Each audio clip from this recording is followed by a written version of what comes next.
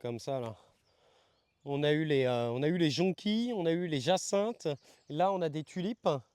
Et puis, je commence à faire une espèce de mini haie assez basse là avec des Caryopteris, Abellia confetti. Et devant cette haie là, j'ai fait une plantation de fraisiers. Tu vois, comme ça là, j'ai 20 fraisiers ou 16 fraisiers Charlotte, je crois, je sais plus. Donc, ils sont beaux, je suis bien content parce qu'ils ont un beau vert bien vigoureux là. Par contre, je vois pas je vois pas beaucoup de fleurs pour le moment. Je me pose la question si j'aurais pas dû couper, si j'aurais pas dû couper les fleurs, tu vois. On est le 1er avril, ça me paraît un peu tôt pour bouffer des fleurs. J'ai bien envie de supprimer quelques fleurs là, tu vois, pour essayer de booster leur production par la suite. On va voir. On va voir, on va voir, on va voir. Donc voilà. Et puis après, ici, ça, c'est une nouvelle zone test aussi. Ça fait que l'année dernière. Puis j'aime bien faire des petits tests, tu vois, genre des fois sol à nu. Enfin là, à la base, c'est parce que je voulais réduire. Maintenant, je voulais que. Mais il va falloir que je rachète de la pelouse, hein. Je pensais que ça allait se ressemer tout seul, mais il va falloir que je rachète de la pelouse, les gars, je pense. Parce qu'avant, l'année dernière, ça venait là. Mais en fait, c'était trop, tu vois. Donc là, je me suis réduit l'espace. On a des feuilles mortes là-bas, on a des framboisiers qui sont plantés. Là, on a une petite jardinière.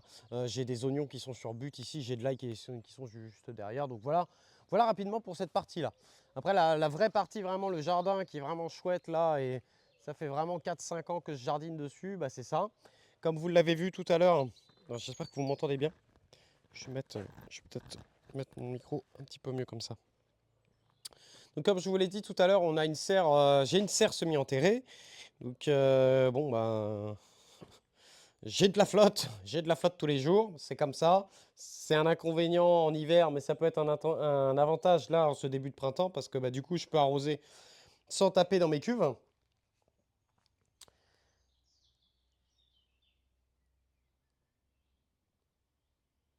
Hein? Faudrait prendre de la poussière. Ah, faudrait prendre de la poussière de foin. Ah oui, pas con Laura, pas con, pas con, pas con. Ah, pas con. Ou alors j'étale la terre de poulailler, pas con pour l'herbe. Ok, ok. Donc dans cette serre semi-enterrée, en ce moment, on a quoi? Je me suis pas pris la tête. On a des patates qui poussent dans tout. J'ai failli faire tomber le TTS dans l'eau. Ok, je vais le poser. Je vais le poser, les gars. Je vais le poser, sinon je vais faire une connerie. Je me suis pas pris la tête, j'ai balancé des patates à la totale arrache, les gars. Mais vraiment à la totale arrache en dessous. Elles ont poussé à travers les pots et tout. C'était en attendant. En fait, j'avais des patates qui traînaient dans l'arrière-cuisine qui étaient en train de germer. J'ai dit, allez, on verra bien. Je les ai mis à l'arrache. Et puis, bah, elles poussent bien. Donc là, je vais attendre un peu. Parce que pour l'instant, je me sers de la serre, de la serre semi-enterrée pour caser mes semis. En tout cas, quelques semis. Par exemple, là, il y a des aubergines qui sont là, on a des tomates qui dorment en serre froide, on a les poireaux qui sont là. Je suis plutôt content, mes poireaux. C'est les poireaux d'été, là. On s'est fait chier à faire ça, les gars, mais ça valait le coup, hein. Donc là, j'ai une barquette de zinnia qui s'est fait complètement dégommer par les limaces. Il va falloir qu'on fasse gaffe à ça. Mais en tout cas, on a des godettes dispo. Ça, c'est les boutures d'hortensia qu'on a fait la dernière fois. J'ai des boutures de vigne. Et ici, on a des petits lombricompost. Ah oui, ça, je vous ai pas montré mes vers de terre. Je vous les montrerai après. On a de la facélie à gauche. La facélie, c'est ce qu'on appelle un engrais vert. Donc du coup, ça permet en fait de faire si vous voulez, de la matière organique, donc un couvert végétal pour éviter de laisser le sol à nu. Et en plus, la facélie avec ses petites racines, elle va structurer un petit peu le sol et ça va rendre, si vous voulez, votre sol vivant. Et en gros, bah, on la laisse pousser, on la laisse pousser, pousser, pousser, pousser. Et puis après, on va venir la faucher comme ça.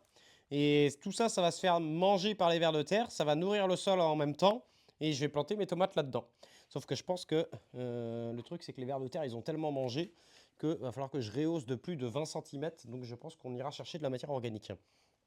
Et d'ailleurs, c'est quoi cette merde là? Vous avez vu ça? Les fourmis, je ne sais pas du tout ce que c'est comme truc. Je pensais à une limace, mais finalement, je ne sais pas. Est-ce que c'est le même truc qu'on a vu ce matin dégueulasse là qui s'est chié dessus? Je me pose la question.